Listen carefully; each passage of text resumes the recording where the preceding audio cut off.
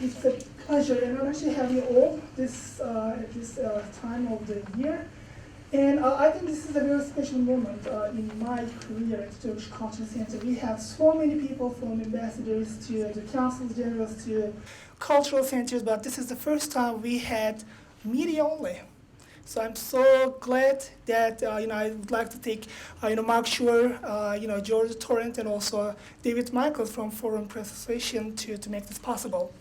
I do not want to give a long speech because we are here to support and to help the United Nations Alliance of Civilization with their programs. So I would like to thank every one of you for being with us. And now I would like to introduce and welcome Marc Scheuer, the director of the Secretariat of the United Nations Alliance of Civilization. He doesn't need introduction, though, that's why just please welcome Marc Scheuer. Good evening, and let me first of all welcome this opportunity to meet with members of the Foreign Press Association and to thank Alan and David for making this possible tonight, to thank you, Mehmet, for once again opening the doors of the Turkish Cultural Center in New York to this event. I'll be extremely brief for the same reasons. I mean, we want to focus on very specific programs of the Alliance, and I make a rule after 6 o'clock to let my younger colleagues do most of the work. So that will be it. Let me simply remind you that the Alliance of Civilization is a process that has been created by the Secretary General of the UN, based on a proposal by the Prime Ministers of Turkey and Spain back in '74 already. And after some reflection time, 2 years, we've been operational for 5 years, roughly. The goal is really to address some of the difficulties and the tensions that there are in our societies and among our societies, based on, with a strong, not based necessarily, but with a strong cultural and or religious dimension. That's where the Alliance comes into play, to help diffuse tension, prevent crisis, build confidence, create common spaces where people can get together and work. Let me give you 2 or 3 elements that would distinguish the Alliance. And it was created a little bit at the fringe, on the edge of the UN. And as I said, it is meant to be not mainly an intergovernmental initiative. Governments are there and they are precious, and international organizations. But also we have civil society, the media, the corporate sector, the foundations, the religions, the faith-based initiatives. We are all working together on a platform for cooperation. That's the first, I think, distinguished feature. The second being that we aim to help bring rather practical solutions. We are not producing resolutions or treaties or whatever. We try to build on the strengths which are in our societies, on the most innovative aspects of the work of our partners in civil society, to create those conditions which will reduce tension. Tonight we will look only at 3 aspects of our work.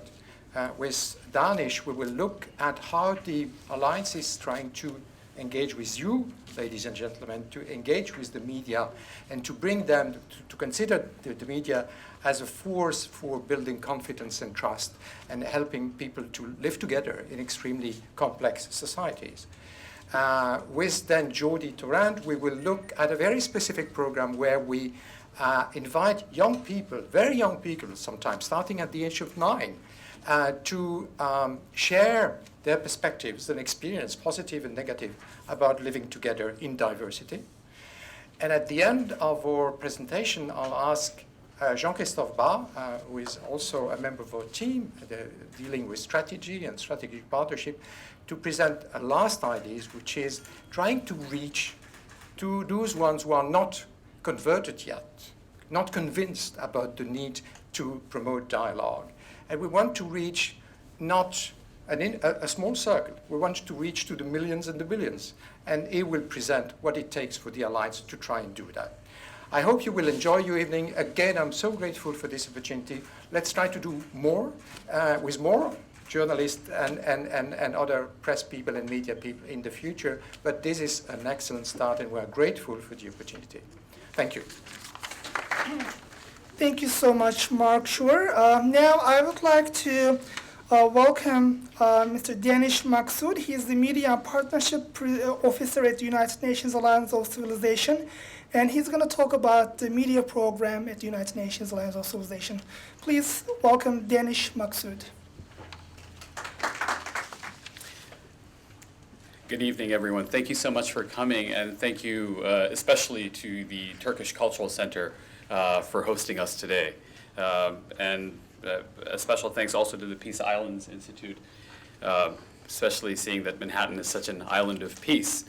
I wanted to make a couple of comments that are more general before moving on to specifically what the Alliance of Civilizations is engaged in.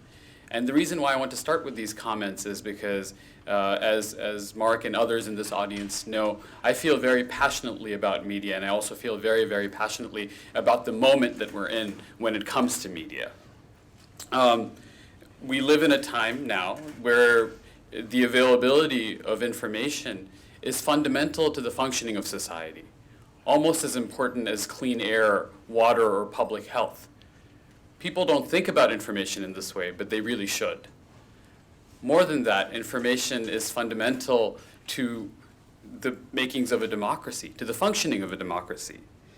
The advent of the internet, mobile devices, have unleashed a torrent of information, where people are, those with means at least, are connected in a seamless web, constantly communicating with each other, with platforms such as Twitter or Facebook, what have you. So we live in a very special time. That's what I'm getting at. We live in a time where 5 billion people, almost out of almost 7 billion, 5 billion have cell phones. The kind of opportunity that represents when it comes not just to the goals of the Alliance, but basic development goals. 2.3 billion people around the world have internet access now. So we're reaching a stage of global connectivity that we've almost never seen before. Now, when it comes to this particular moment, there's tremendous journalistic opportunity, as many of you know. I'm not telling you anything you don't know. This is not new information to you. And there's also tremendous political opportunity, not least what we've been seeing around the world in terms of how young people are engaging with their governments and what we've seen over the last 12 months in the Arab world. But at the same time, if we don't deal with this increased connectivity and this torrent of information in the right way, there are tremendous risks. So much so that those people that don't have access, those people that are that suffer from the digital divide, their lives can be made worse. From our perspective, there are a number of key things that we need to focus on. And I'm going to get to what we do right after this. First is we need to maximize the availability of relevant and credible information to communities. So if we're dealing with a global glut of information, we have so much information coming from different directions, how are we supposed to filter that? How do we find ways to make sense of that information, and how do we make sure that it's credible? Both people that are sorry, it was a very nice tune. Both people that are in favor of democracy, as well as those that are against democracy, both sides are using information in their own particular way. How do we make sure that the information that the public sees is credible? How do we make sure that it makes sense? How do we filter it? How do we find ways to, basically make sure that it is of a high quality and it helps increase understanding and not polarize people? The second thing is we need to strengthen the capacity of people to engage with information. And my colleague Jordi Torrent is going to be talking about that at greater length when he talks about media literacy education and news literacy. But the capacity of people to engage with information, to deal with everything that they're being, to develop the kind of critical skills and evaluative skills that are needed to filter and sift through information need to be enhanced. And the third thing is we need to promote individual engagement with information and the public life of community. So with that in mind, I want to talk about what the Alliance does. Now, the goal of the Alliance's media program, more than anything else, is to increase public understanding of cross-cultural issues and conflicts. How can we, within the public sphere, insert information that is credible, that helps people humanize one another across communities and across cultures? We recognize, of course, here that many have talked about the pernicious influence of the media in polarizing people. The lessons of Bosnia, for instance, or Rwanda are well rehearsed. We know how propaganda works, of course. But we come from the side that says media can have a strong and positive influence in increasing understanding. And that's the philosophical grounding from which we do our work. First of all, I want to talk about a project called Global Experts.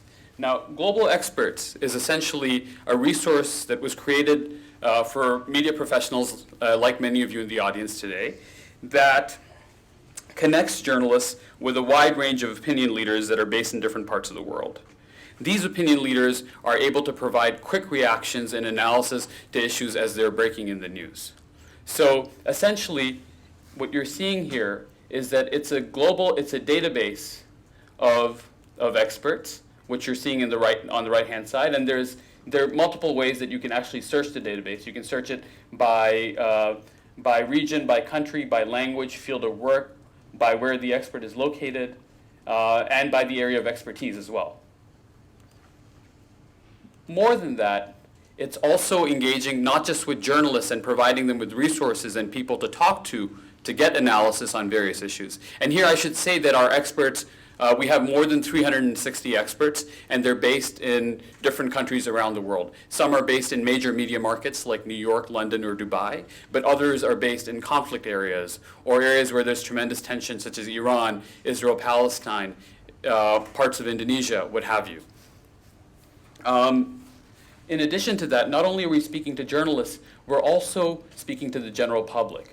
We use the website as a platform for our experts to post their articles and opinions. We aggregate content from around the web, and we post it all on here. Another interesting thing we do through Global Experts is we syndicate articles, i.e., we will get our experts to focus on a particular theme. Now, most recently, we did a series on the role of youth in democratic participation around the world. And this is based on a meme that we're seeing, a global trend that we're seeing, of course, where young people around the world are using information, using cell phones, using the internet to demand greater accountability from their governments. And they're saying, essentially, that we're a bigger part of the population than ever before. Never before have youth constituted so much of the global population, such a high percentage, where in most countries it is 2/3 or more. And through that, and through the tools that they're empowered with, through creating their own media, through cell phones and the internet, they're engaging with their governments in novel ways. That's what this series is about. And basically what it does is, it presents here. This is a series. And essentially what it does is, it presents perspectives from different parts of the world. In addition to Global Experts, another area that we're engaged in is journalist trainings. Now, here what we do is, in the context of a skills building exercise or workshop, we bring together journalists from different parts of the world to talk to each other. So most recently, as an example, we collaborated with the New York Times to bring together journalists from Egypt and Tunisia alongside journalists from France and the United States to talk about how to report on elections. That training ended about 4 days before the Tunisian elections. So the goal here, more than anything else, was to use this as an excuse to get the journalists to talk to each other about how they view different political issues within their countries and how they view their challenges around reporting and in their role as media professionals. Another area we're engaged in addition to journalist trainings, are media empowerment trainings. So I talked earlier about how increasing people's capacity to engage with the media and increasing the general public's interest in the media is part of our role. We see this as a priority given where we are globally when it comes to the media. So another area we work in are media empowerment trainings, where we work with civil society leaders from around the world, particularly civil society leaders that come from marginalized communities, and teach them on how to engage with the media, i.e. how to write op-ed articles, how to write letters to the editor, how to interview, and how to build relationships with journalists where they can get their point of view across. Because many times people from marginalized communities are unable to interact with the media. They're not able to interact sufficiently. Finally, and this is the last thing I'll say, and I'd love to hear questions from all of you, we engage in conversations with media leaders. And here we're focused on three communities in particular. One are owners of major media outlets around the world, i.e. people, the number twos, the number ones, or number threes of major outlets like Al Jazeera Al Arabiya, BBC, CNN, TV5 Monde, France 24, and talking to them about how the industry is changing and how they can take steps to ensure that reporting on cross-cultural issues remains of a high quality and increases mutual understanding. The second community we focus on is those involved in pedagogy, i.e. journalism schools. How can we ensure that curricula at universities also have a strong cross-cultural component? And the third community we focus on are those that are involved in media development, i.e. major funders, i.e. institutions around the world, such as the EU, such as USAID, that are spending millions and millions of dollars on a yearly basis on developing media in different parts of the world. How can they prioritize their spending toward also talking about cross-cultural issues and cross-cultural training programs? Thank you, and I look forward to your questions. Thank you so much, Daanish. Now I would like to call upon Mr. Jordi Torrent. He is the Media and Information Literacy Project Manager at the United Nations Alliance Organization, especially Plural Plus Youth Video Festivals. Please welcome Jordi Torrent. Well, good evening. Thank you very much for coming, and special thank you to the Turkish Cultural Center of New York, and to Mehmet, and to the Foreign Press Association, and David and Alan, and all of you for being here. It's a great occasion for us to share some of the media work that we're doing, and I will concentrate on Plural Plus Youth Video Festival, and all of you will invite you to actually take this DVD and play it, but share it, and if you do not think that you can make a use of it, I'm sure there is someone around you that you can actually give it to. So please, because basically, thank you. But Plural Plus is within the framework on media and information literacy, which actually Daanish referred prior. And basically, without going too much into the detail, we tend to confuse information for knowledge. You know, information in itself is actually not knowledge. When you put information into context, then it becomes knowledge. So media and information literacy is actually that context. It's like helping citizens, helping youth, but also all citizens of all ages of putting that information into context. Obviously, to have access to information is the number one. But then what do you do with that information? Who's sending that information? With what purpose is sending that information, et cetera, et cetera. That's really the work of around media. In that sense, we co-produced a book on what's the stage of media and information literacy around the world, and it's the book that's behind by the wall. And just again, feel free to take a copy of the book. You may know someone who might be interested in that book, so just please share it. This book, the idea is to map the state of media and education around the world, and different countries and different parts, different challenges. And also for researchers, but very, very much for policymakers. When policymakers are interested in developing a media education program in a particular country, in a particular region of the world, I think it helps them to have a sense of what's happening and what best practices they can actually be inspired by.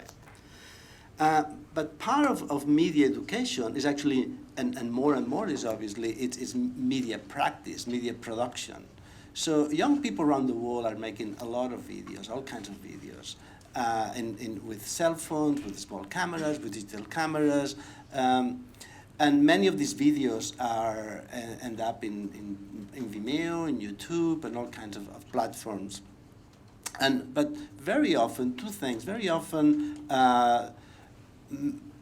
many of these videos are actually just seen by the youth and their friends. Great, thank you.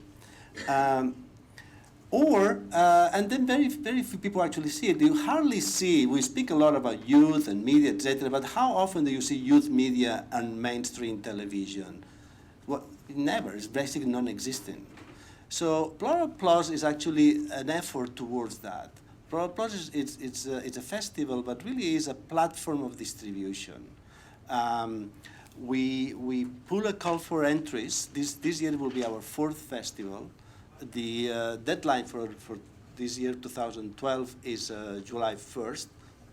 So we encourage you to help us in outreach, sending information to people around you, young people, educators, media groups that could be interested in this project. And what's important, though, is that those videos receive awards, and there are some of these young video makers are invited to come to New York, or they're invited to events around the world, because actually the partners of Plural Plus, the Turkish Cultural Center is a partner, and we have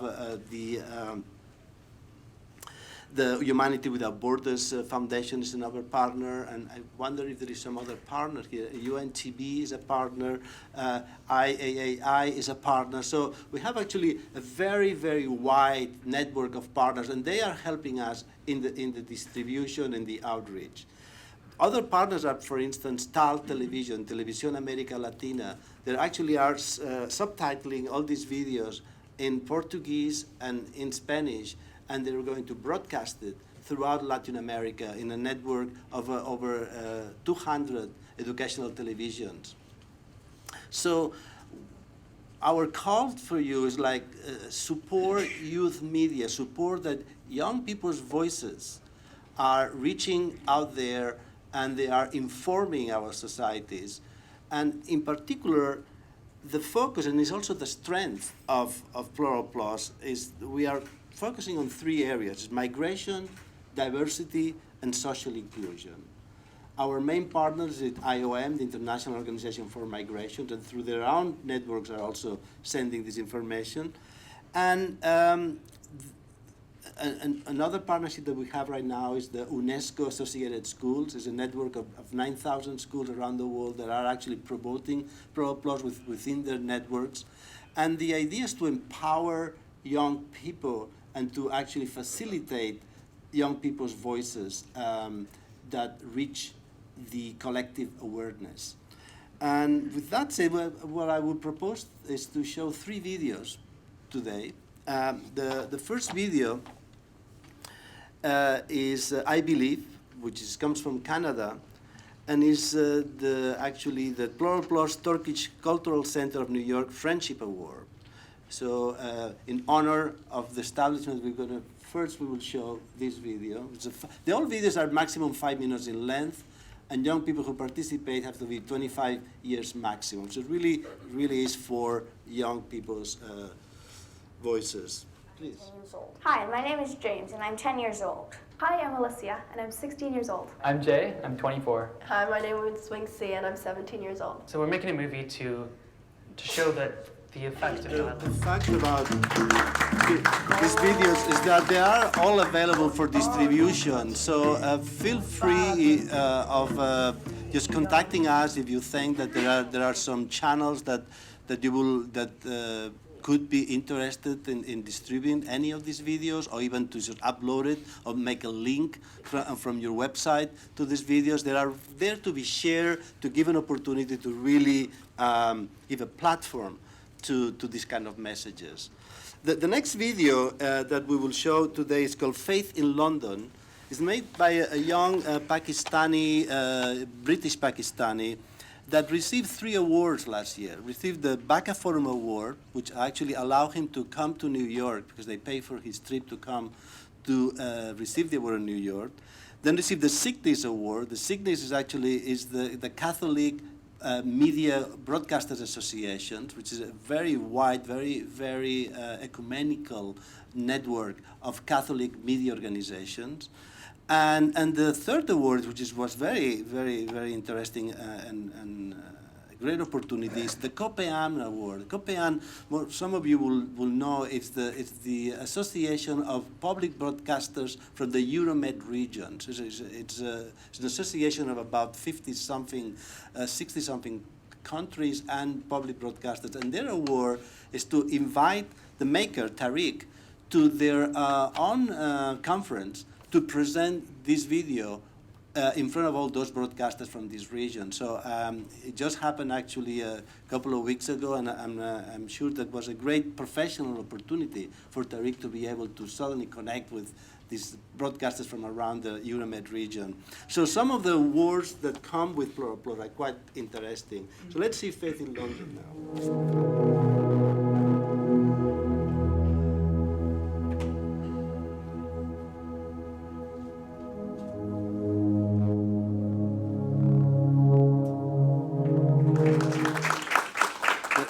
When Tariq came here to New York, I said, well, you have made many videos. This is probably your 10th video. This is his first video.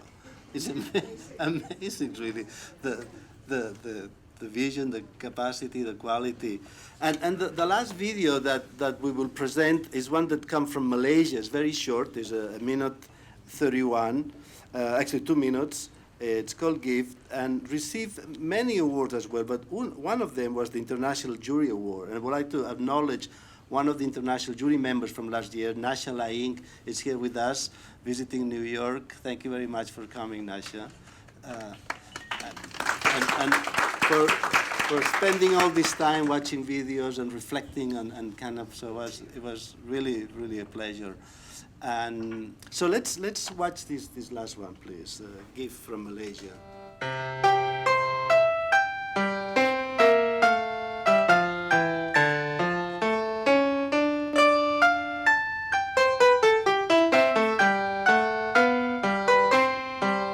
It's interesting because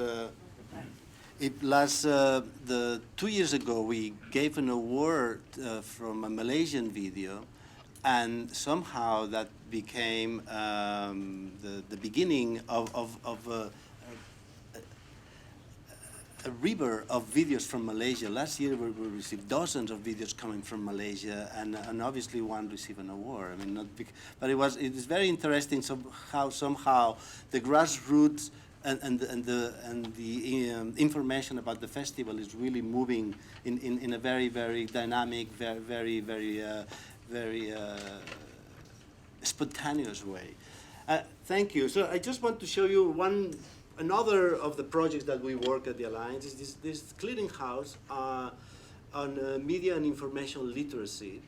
And it could be of some of your interest, AOCmedialiteracy.org. It's basically a platform that will allow you access to resources, organizations, and events around media education policy, youth media. If you could, probably I can go down a little bit. Yeah, great. We have created a network of universities with UNESCO of 8 universities on media information literacy. And this is an interesting study for media people. It's like the Mosque at Ground Zero case study. Basically, 2 universities, one from the United States, another one from Spain, studied the media representation of the so-called Mosque at Ground Zero and what repercussions had. You could go here and you will very quickly see. Anyway, I thought that could be of interesting to, especially because this is a case that had tremendous political repercussions, and it started as a blog, as a tweet, and then it became major media, and suddenly was an international crisis affecting not only the United States, but many other parts of the world. So with that, I think that it's Jean-Christophe here. Here is Jean-Christophe is a colleague from the Alliance, and he has, he's actually does many different things, helps us with many partners and different projects, but there's one particular project that we feel very strong about it, and please, we'd like to hear you. Thanks. Thank you, Jordi, and thanks to the Turkish Cultural Center for your hospitality. It's good to be almost at home here in the Cultural Center. I'd like to thank Jordi for giving me just 2 or 3 minutes in the program tonight, just to tell you about a program or initiative of the Alliance of Civilization where you can be part of. I mean, where we really expect you to be involved personally, and that is very much in line with what Marc and Daanish and Jordi have presented, and which is really to engage the people and to build advocacy and support for diversity and cultural understanding. We are about 50 people or more in this room. I believe that we represent eventually dozens of nationalities. We come from dozens of countries, different religions, different colors of skins, different whatever orientation in life. But we all together immensely value this diversity, and that we come from very different perspectives, and we consider this is a tremendous asset, and we consider indeed diversity as a tremendous asset. This is unfortunately not how many people around the world see these differences. I mean, we managed to be all together in the same room with very different religious belief and coming from very different culture and background in a very peaceful way. In many other parts of the world, this would be absolutely inconceivable. And we consider here altogether that diversity is one of the greatest assets that we have, and that we immensely enjoy that. We consider that is a tremendous asset for economic development, for social peace, for creativity in arts and culture. And at the Alliance of Civilization, we have the absolute conviction that there is a real need to engage and to reach the people themselves, so that they can really become themselves the messenger for diversity and intercultural understanding. And that's why we have launched last year for the first time, and at the occasion of World Day for Diversity. There is indeed a World Day for Diversity. Very few people know about that, but May 21st is the World Day for Diversity, for cultural diversity. And we've taken this opportunity to engage a world campaign with dozens and hundreds of organizations around the world, together with companies from the Silicon Valley, with Yahoo, Intuit, and companies from all around the world, to engage people to do one thing for diversity. The idea is the following, is that we all have in mind, and we have all been in a way involved about 10 to 15 years ago in this campaign for the planet, to save the planet. And where we were told, when you leave this room, you switch off the lights. When you brush your teeth, you turn off the tap.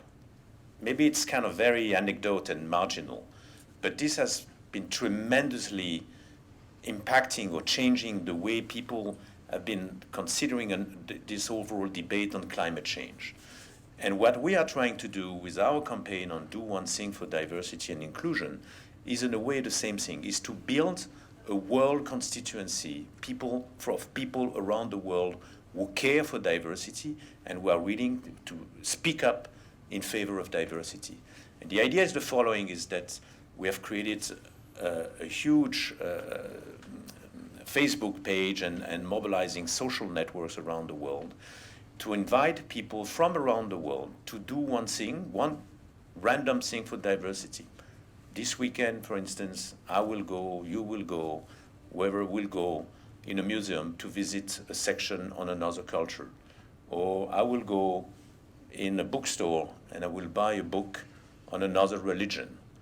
Or I will invite one of my neighbors in my neighborhood who I know is coming from another culture, another religion, and I will invite him and his family to share maybe a meal or a drink and to exchange viewpoints on what is our respective views of the world, and then to realize that these people who have been living as a neighbor is extremely similar, who have very interesting things to share with me. So that's the philosophy and the purpose of this campaign, is to engage everyone to do one thing for diversity on the same model of doing one thing to save the planet. And so this campaign will culminate on May 21st. We are inviting everyone here in this room to be involved in this campaign, to go on the Facebook page, to share your own experience. We are now currently putting dozens of videos of people from very different walks of life who say why they care for diversity, why is diversity important to them. We are creating a huge coalition of hundreds of partners with the Red Cross, with UNESCO, we will distribute some documentation so you can have a look at it. But please be involved in this, spread the word, and tell your friends and your families and and your neighbors about this campaign, and you can yourself become an agent and a messenger for diversity. Thank you.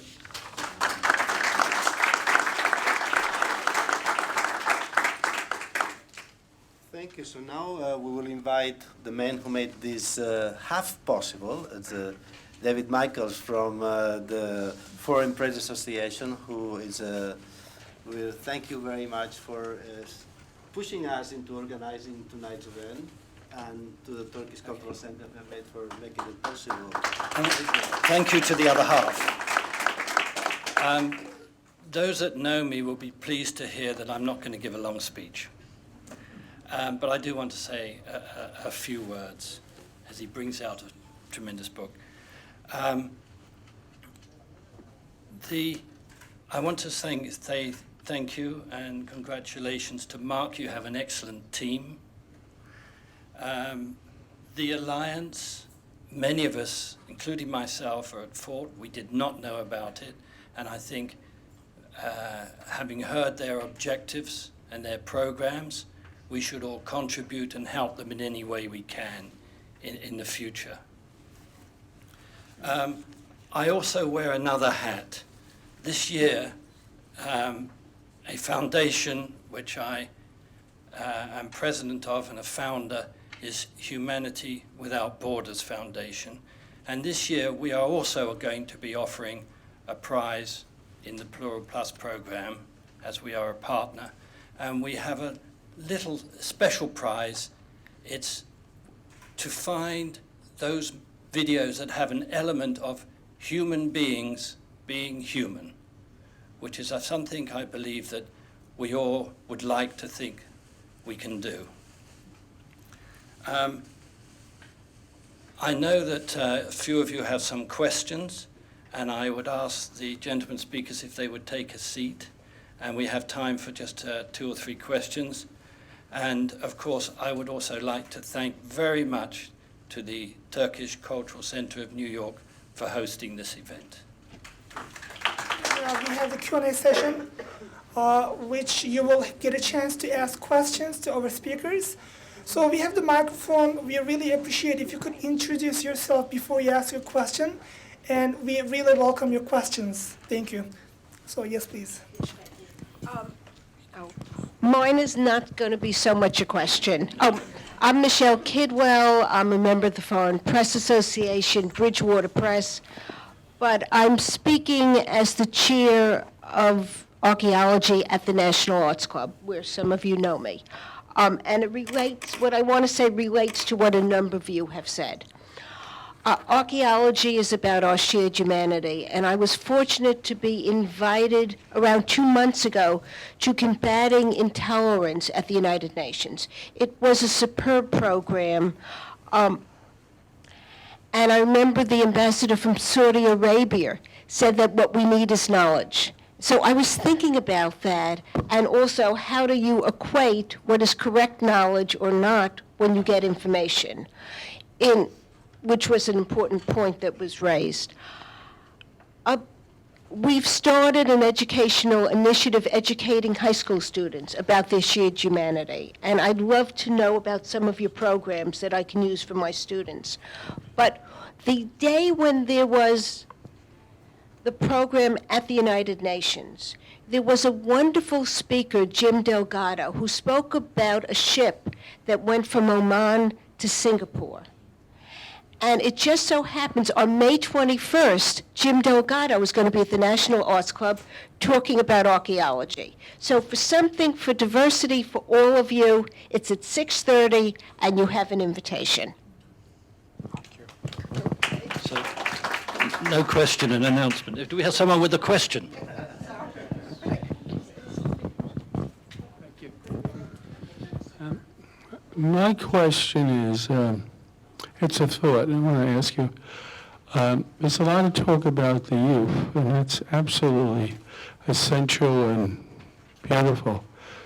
But in addition to that, I'm thinking of the indigenous Native Americans. They have the grandmothers, the elders, where people go and they learn from them, the female element. And in the media, I would like to see maybe people learning from the past, mistakes that people made and the wisdom they have, not just thoughts they get from TV or the media, but down-to-earth, practical wisdom. And also earth-wise, to them be more centered on Mother Earth itself. I think that's really important because then one can really take time and listen between the sentences, to breathe and then feel what someone is saying and really listen. Is there a program like that?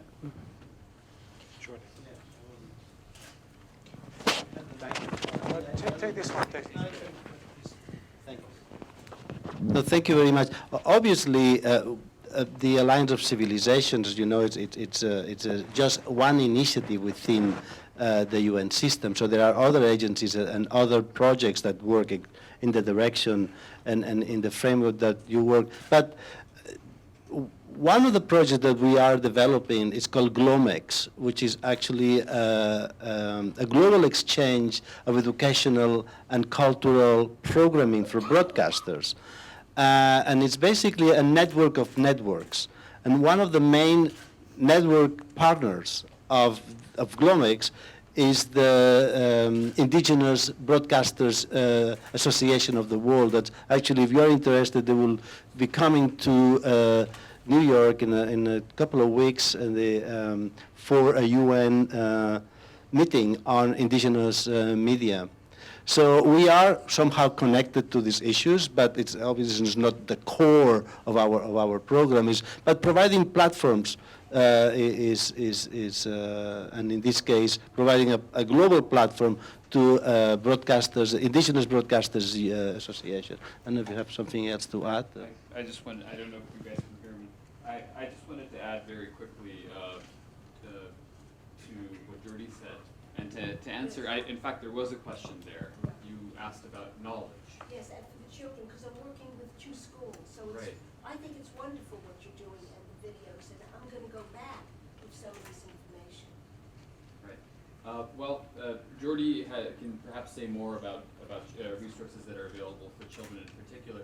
But what I want to emphasize, and also to answer the other gentleman's question, is that precisely what we're trying to emphasize in our work is the issue of diversity of voices, right?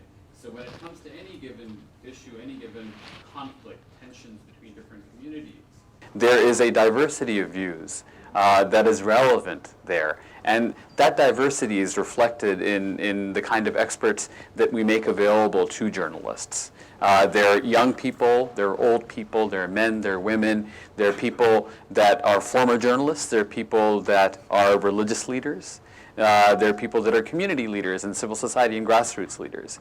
And that's exactly what we're trying to say. Sometimes our public conversations, our mediatized public conversations, i.e. in the media, are impoverished because we're not hearing a diversity of views. And that's what we try to convey in our interaction with journalists and other media professionals. I mean, if your question was about where can I find resources to create awareness of media representations that affect children's understanding of the world, there are actually a lot of very interesting and very well thought out resources. I would suggest you to go to the platform that I was showing, the Clearinghouse, the AOCmedialiteracy.org. And there you will have access to a lot of resources that are not produced by us, but produced by experts and other organizations. We are also actually developing a series of educational guides about these books, these videos. So I can give you my business card and you can feel free to contact me, because those videos are 5 minutes long, so it's perfect for classroom use, you know. And then you can really develop, especially perhaps in social studies or history. Thank you. Maybe there's some other questions. Sure, you can just use this mic. Hi, I'm Karen Davison, and I work for European Network, ARD, and Arte, and also public television in Washington. I was very interested in your name is Janusz? Daanish. Daanish. In what you talked about the meeting of the two journalistic camps, that we call it. Number one, what was the outcome? What were the problems? Because I was involved in something similar in Rabat when we had very well-known Western journalists from the New York Times and Newsweek and so forth, and very well-known Arab journalists. Why would they report a story differently than, for instance, the Western journalists? Why would the Arabs do that, or the Europeans? Did you find that there was a rapprochement between the two camps, or are you planning to have further conferences? And when is your next one, and what would be the most controversial conference you would like to arrange? Right. Well, there's no shortage of questions there. We're very rich today with questions. So I'll try to answer as many of those as quickly as I can. Were there things that can be improved? Absolutely. That's very much the model of the work that we do. I mean, the Alliance is focused not just in media, but in other areas as well, is this kind of iterative praxis, i.e., by virtue of launching projects and experimenting with new ways of doing things, we learn something, and that informs the second step, the next step, and the next step. Almost like a Silicon Valley organization trying to create some kind of software. There's the beta version and then the next version, et cetera, et cetera. When it comes to this kind of training, there are a number of things that I would change. First, I think that it is crucial when you're trying to do these training exercises between journalists, let's say in our case, Egyptian and Tunisian journalists training alongside French and American journalists, you have instructors from both sides. Most of our instructors were from the United States. In addition to that, I think it's crucial that the way we train journalists convenes not just individual journalists, but news teams. So if we're working with Egyptian or Tunisian journalists, what is, at any given media outlet, whether it's Al Jazeera Al Arabiya or Al Masri Al Yawm, for those of us that are familiar with Egyptian media, what is the team that is going to be deployed to cover the election, and can we convene the whole team and train the whole team? The last thing I'll say on areas of improvement are parallel examples. I think one thing that we forget at our peril is the model of Indonesia. So Indonesia is an extraordinary example of a Muslim majority country, just like Tunisia and Egypt, that underwent major democratic change when Suharto left, and where the army exerted its influence but was pushed back by media and civil society.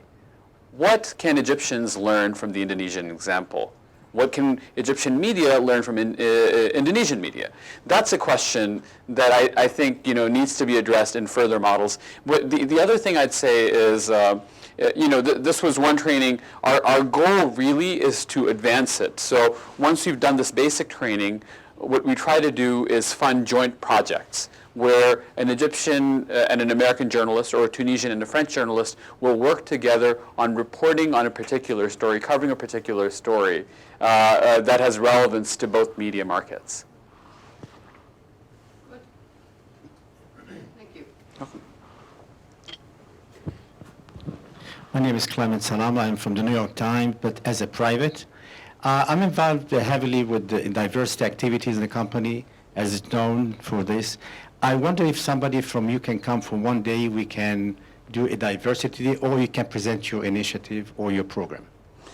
Absolutely. Thank you very kindly for that invitation. Of course, we've been working with the New York Times Knowledge Network, as you probably know, with Felice Noodleman, who has just left to become the dean of a university, Antioch University.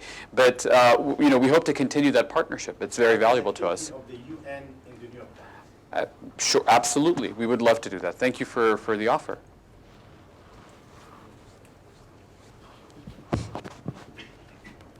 Hi, good evening. I'm Regina Casali. I teach language in a public school in Long Island. And I want to say that in 2008 in Patchogue there was a hate crime. About 6 high school kids killed an Ecuadorian immigrant. And from that tragedy, a project was created called Life Through My Eyes, where we use film with the kids, and we teach film and human rights. And I just want to applaud Jordi and the United Nations Alliance of Civilizations and even the Turkish Cultural Center, because this is the 3rd or 4th event that I've been to. I'm like a little groupie of yours. And we mirrored this program in the Turkish Cultural Center in Patchogue. We were able to bring it to Patchogue, where we showcased some of your films and some of our kids' films. And it's been year 1, so the quality isn't great, but it's finally the voices of these kids coming out. And it's fascinating what you think they're thinking and what they really are thinking. But my question is to you is, I think film is a great educational tool. And if you look at internationally, in Turkey, they use film and media as it's educational. Ecuador, they have a Ministry of Cinema.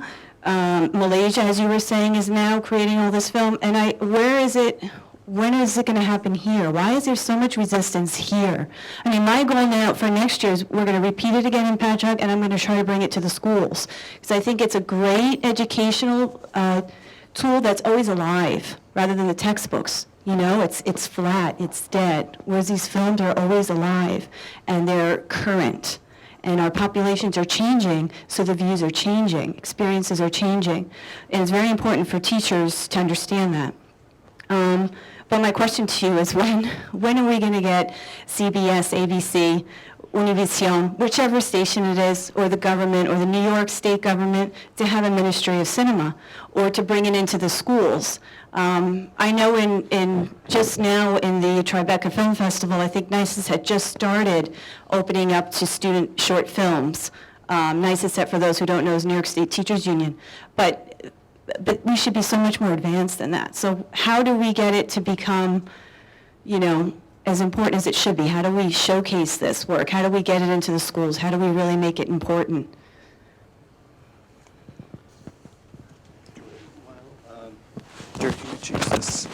I am not the Ministry of Culture. It's funny because there is a media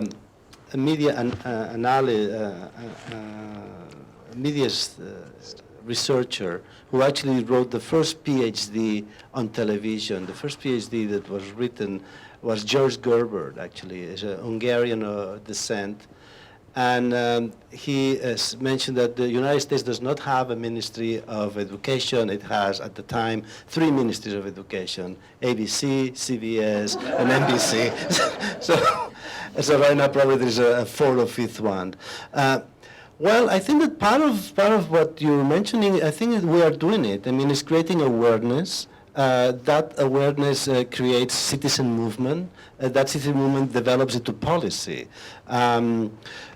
To give you an example of how advanced other countries are, like for instance Austria, the next forum of the Land of Civilization is in February of next year, and they are going to, with IOM support and the Ministry of Information and the Ministry of Education support, they're doing a nationwide competition on Pro Plus, but expending quite a bit of money, putting Pro Plus, developing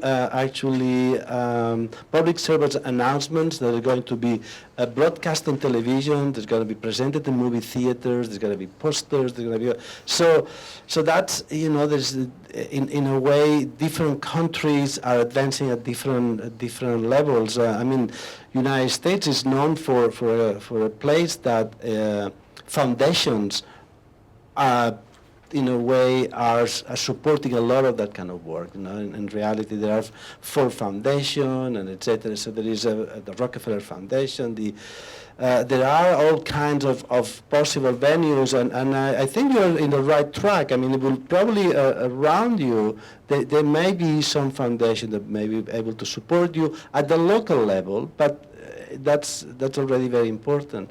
And if you have Ecuadorian students and you can see it on the internet, but there is a very interesting two very interesting Ecuadorian videos in Pro Plus. In 2009, there is one about how children live the migration of their parents, or their mother in particular. And it's a very touching video about these children left behind because their mothers have went to Spain. And then so what happens with the children who are now in Ecuador? So it could be interesting. It's in Spanish with English subtitles, so it could be interesting for your Ecuadorian students to take a look at that. Thank you. All right, I would like to thank and respect everybody's time that we told that we're gonna finish our program timely, but we have the reception which is waiting for you. So this is the time for us to network, and also we can ask our questions to our speakers. I really thank you so much. I want to thank Marc Scheuer, Daanish, Jordi, and also David for being with us, organizing this event. And if you don't mind, I would like to bring David as well. Please just give a round of applause to our speakers. And maybe for today's memory, if you can take a family picture. Sure. Thank you.